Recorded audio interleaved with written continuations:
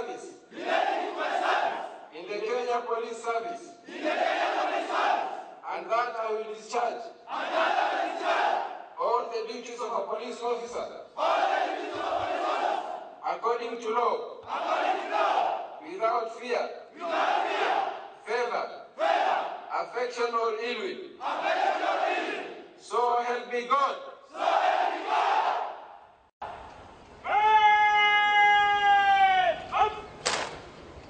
Kama unapata 5,000 elfu sita, hiyo ndio pesa ambapo hizo ndizo pesa ambazo utazitumia kulisha na familia yako, kujiweka mzuri. So ukipiga ukikalculate ile pesa unatumia kwa siku, sema hiyo suit shilingi 200, hiyo kunywa chai na lunch, hiyo ni kama shilingi 500 imepotea. Ukiweka hata 600. So unaona kwa wiki unatumia kama shilingi 3,000. Kwa mwezi ni over 10,000. So pesa yako kama ina read below 10, inamaanisha unapata negative. So how do you expect somebody achunge head of state na pesa yake inasambaratika na maslahi yake hayaangaliwi? Na ile training ameandago training ya hali ya juu sana. So unakuta kitu kama hiyo inakuwa ni hatari sana hata kwa usalama. Kwa sababu mtu kama huyo ni nini inaweza mzuia kuwa mwizi ama kazi yote ile mbaya, ni nini inaweza mzuia kufanya kitu kama hiyo? This is one of the situations that has seen the rise of rogue police officers who work in cahoots with the underworld in robbing unsuspecting Kenyans. You have seen lately that a number of officers who have left service have also become a security threat. They are ready to kidnap, shoot, maim and rob as they feel aggrieved and neglected. Hao watu wanaweza hata nunuliwa. Siwezi sema watanunuliwa, lakini wanaweza nunuliwa na Al-Qaeda ama Al-Shabaab na manini, waende hayo masomo wapeane huko. Na wakipeana hayo masomo sasa itakuwa very dangerous to the government. Their level of skill in VIP protection, protocol, international terrorism and counter-terrorism skills, demolition and recognition of explosives, weapon handling, snipers courses, and many other skills have attracted local and foreign interest where the pay is good. United Nations Secretary General Ban Ki-moon has even employed the services of 2 former Recce company officers that act as his bodyguards. This same situation trickles down to regular police officers who have been a point of ridicule on how they handle criminals with lack of proper training and equipment, forcing the Recce company to come in and help. The recent Lavington standoff is another example where another lone gunman held police for hours until Recce company officers came in and neutralized the armed robber who had taken cover inside this house. This situation has seen officers attacked and killed in the line of duty as riots that can be contained with minimal resistance spiral out of control and cause unnecessary damage. The regular police are poorly paid and lack proper equipment to deal with modern-day criminality and terrorism despite numerous promises to improve their welfare. A helicopter pilot in the police air wing probably gets paid a quarter or a sixth or an eighth of what a helicopter gets paid in the hangar next door. Okay, so you've got to be a very dedicated cop to stay here when there's a guy in the hangar next door offering to pay you 5 or 6 times as much. And that's the same with the ordinary officers.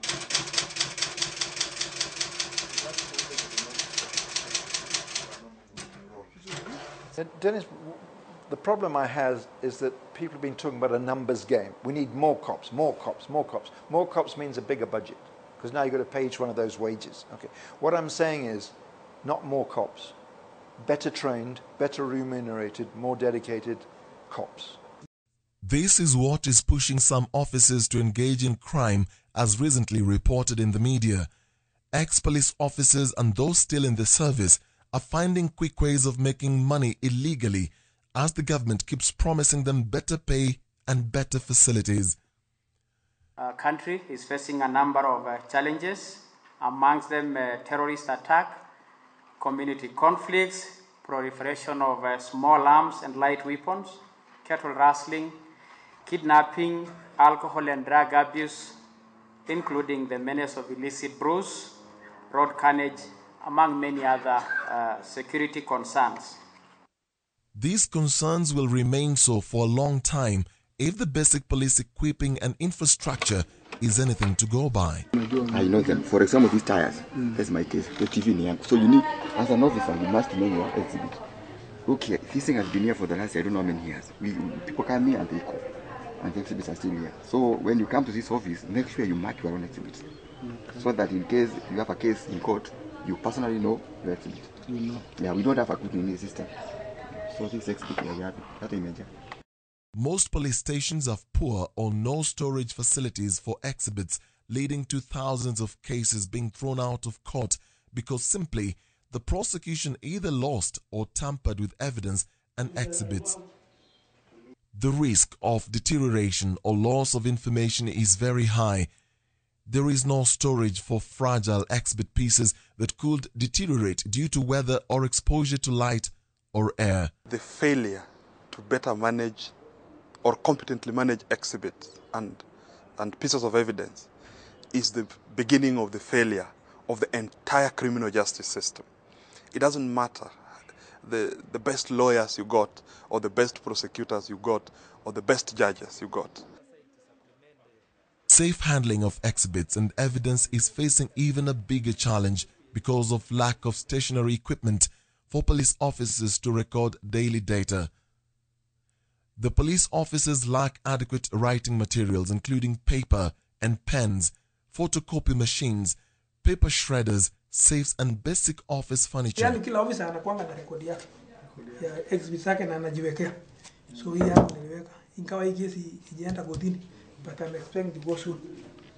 Na iko kitabu ya lakini kwa sahihi kwa station hatuna. Normally it was kept in Crime branch officers lack well-resourced, trained and qualified staff to provide expertise, such as scene of crime specialists.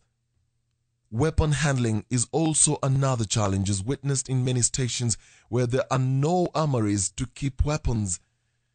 This is a steel box.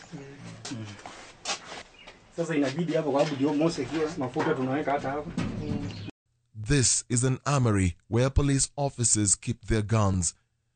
A metal box like those used by kids when going to school. In some police stations, there are no steel doors leading to the armories. Inside, guns and explosives lay in the open. What the OCS is forced to do is, from his own budget, get money from his own pocket, buy a metal box or buy a wooden box, whatever he thinks is applicable, and locks up the guns. In Archer's Post, which is an operation area, the community actually has more guns than the police station does. This is another police post with an isolated room with a wooden door serving as an armory. You don't even have a steel door. Is it really? And then your arms protected.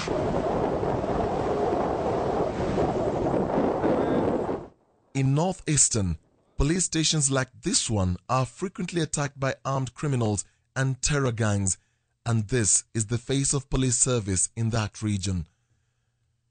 The recent attack in Turkana and particularly on police camps in the area was an illustration of the audacity of criminals that knew too well about the low levels of morale among the police.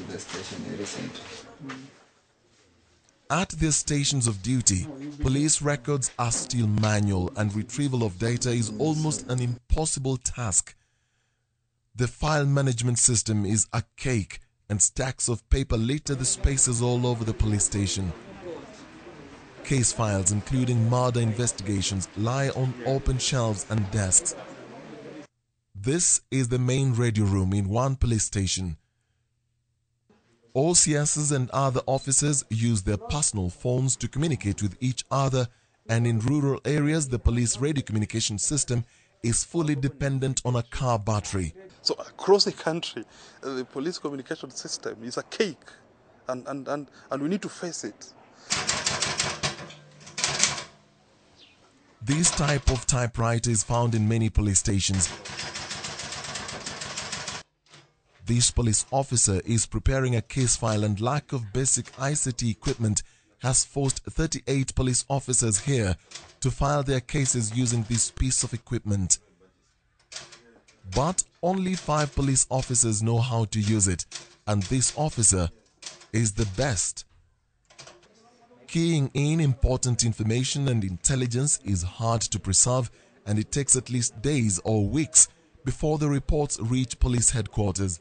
We want to assure Kenyans that after less than 100 days, they will see drastic reduction in crime, insecurity, cattle rustling, drugs and substance abuse, and all these things that ills our country. But fighting modern-day crime with outdated tools may prove simply impossible. Fingerprinting in some countries has moved to digital for tracking purposes. But in this police station in Kopsiro, fingerprinting involves an unpleasant inking session. This man was brought here after committing a crime. He waits patiently for the police officer to finish preparing and is ordered to stand up and rub his greasy fingers on his hair before the fingerprinting sessions start. This takes some time before the officer has to repeat the process again. The Kenya Police Service is yet to acquire digital fingerprinting technology for most of its stations. Only the CID headquarters here in Nairobi has a central fingerprinting database, so it will take someone from northeastern days to get his or her fingerprints analyzed. It's by miracle that our criminal justice system is actually functioning. At a place like Unguja, even a shelter for police post would indeed be a miracle because the reporting desk is under a tree. Across many stations, there is either lack of equipment or police operate under condemned buildings. Not easily read, we are being provided by the UN. Okay. That's why because police we can't. Where's the noise? Most of the police stations do not have cell facilities, and where they have, it was originally meant to accommodate very few detainees. So what they've had to do is be innovative, and there's a word that the police officers will always use. Use your own initiative. This is the case of Dandora Police Station, which was established in 2011. One cell holds petty offenders to rapists, and what separates men from women detainees is only plywood. The cell lacks toilet facilities, and detainees use buckets, or in some stations, detainees have to be escorted to the toilets outside. The station serves a population estimated at over 200,000. The station has a makeshift housing the offices of the OCS, his deputy, and the officer in charge of crime, including the Office of the Criminal Investigation Department, CID. Over the years, the police have actually been part of the condemned. Yet we demand that the police must be there to provide services to us. So we demand so much from the police, yet we invest the least in them. Is still a pipe dream as the man carrying a gun and tries to fight crime wakes up from these living conditions. A room shared by 3 families is not just a story, it is real. Sasa unaona TV mpaka inabidi ikinyesha na tuanga hapo naleta hapa ndiye kitanda. Hapa ndiye inyesha. Some observers share. Mtu kama OCS mimi nakaa. Nyumba siko huko chini. Nimekodi.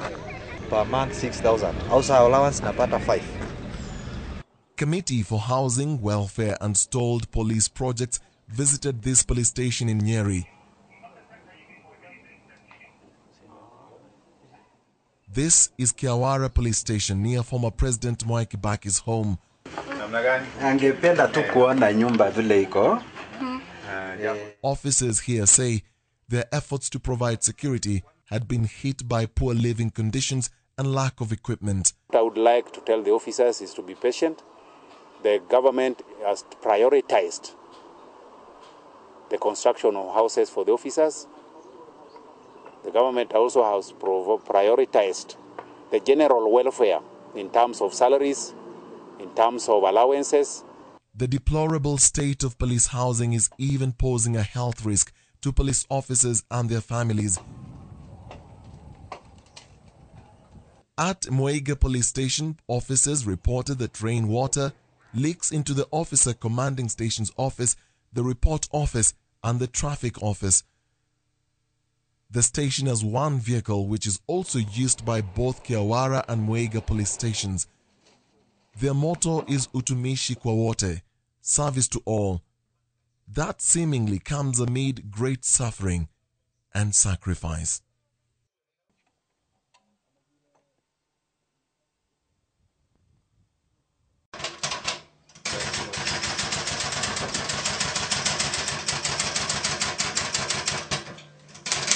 Now or in future in service. Relating to my service. In the Kenya Police Service. And that I will discharge. All the duties of a police officer. According to law. Without fear. Favor. Affection or ill will. So help me God.